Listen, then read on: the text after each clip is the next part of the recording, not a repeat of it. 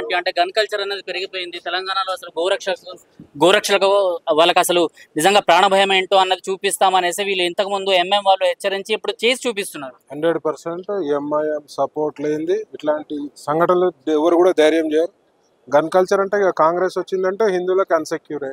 మరి సెక్యులర్ హిందువులు ఒక్కడు కనిపిస్తలేడు.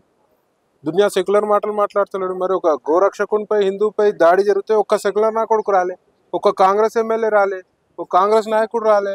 అంటే ఇది ఏం జరుగుతుంది అంటే హిందువుల పట్ల పక్షపాత ధోరణి, హిందువులను దొక్కే ప్రయత్నం. ముఖ్యంగా గోరక్షకు చేయొద్దు అనే ఒక దృఢ సంకల్పంతో ఎంఐఎం సంకలనాక్తూ ఎవరు గమ్మత్ ఏంటంటే పోలీసు వాళ్ళు కూడా అవుట్రేడ్గా గోరక్షకులకి అగేన్స్ట్గా ఉన్నారు. ఇప్పుడు గోరక్షకులు ఇద్దరితో పోరాటం చేయాలి. ఒకటేమో గోవులను అక్రమ రవాణా చేసే ఎంఐఎం కానీ వేరే వాళ్ళని వేరే వర్గానికి చెందిన వాళ్ళతోటి మళ్ళీ పోలీసులతో. పోలీసులు ఇంకా గమ్మత్తు, మీరు వీళ్ళు కరెక్ట్ డ్యూటీ చేస్తే గోరక్ష కూడా అవసరమే లేదు. వీళ్ళు కరెక్ట్ చేయనందుకే కదా మనం గోరక్ష చేసేది. సుప్రీంకోర్టు ఆర్డర్ బేఖాతరు చేస్తూ ఇలా వేల సంఖ్యలో గోవులను తరలిస్తున్నారు. రకరకాల మార్గంగా లైవ్ గోవులను పట్టుకుంటారంటే గోమాంసం తరలిస్తున్నారు. అది పక్కన పెడితే ఎవడైతే గోరక్ష చేస్తున్నారో వాళ్ళు లాస్ట్ 2-3 టైమ్స్ మర్డర్లు జరిగినాయి. ఎవరు గోరక్షకులను చంపడం జరిగింది, బండ్లు లారీలు ఎక్కడం జరిగింది. ఏవైతే వెహికల్స్ గోరక్షకు యూజ్ చేస్తారో అవి లారీలతోటి గుద్ది హత్యాయత్నాలు జరిగినాయి.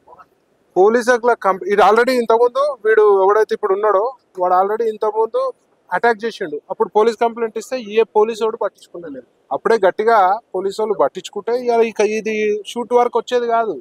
మేము ఒకటే చెప్తున్నాము, మీకు చేతగాకపోతే మరి మేము అందరం హిందువులం రంగంలోకి దిగితే మాత్రం మరి వేరే సీన్ అవుతుంది. శాంతి భద్రతల సమస్యలు తక్షణం ముఖ్యంగా షామీర్పేట, గట్కేసర్ ఏరియాల పోలీసులు అవుట్రేడ్గా లంచాలు తీసుకొని గోవులని తరలించే ప్రాసెస్ లో అవుట్రేడ్ సపోర్ట్ చేస్తున్నారని దునియా విమర్శలు వింటున్నారు.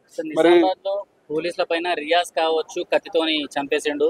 సో ఇక్కడ అంటే ఆడ పోలీసులను చంపి కత్తితోటి చేసినందుకు పోలీసులు హట్ అయ్యారు. ఇక్కడ గోరక్షకులను చంపినా కూడా వాడు పట్టించుకునే నాదుడు ఉంటాడు.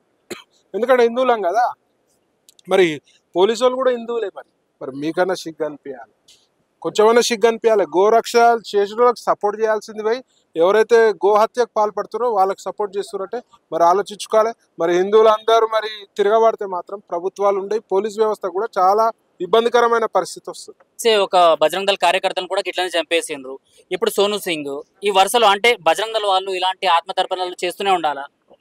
అండ్ అక్కడ కాంగ్రెస్ ఇక్కడ కాంగ్రెస్. ఇప్పుడు గోవు అనేది హిందూ సెంటిమెంట్. ఆ రక్షించే భాగంలో హిందువులే యాంటీ చేస్తున్నారు.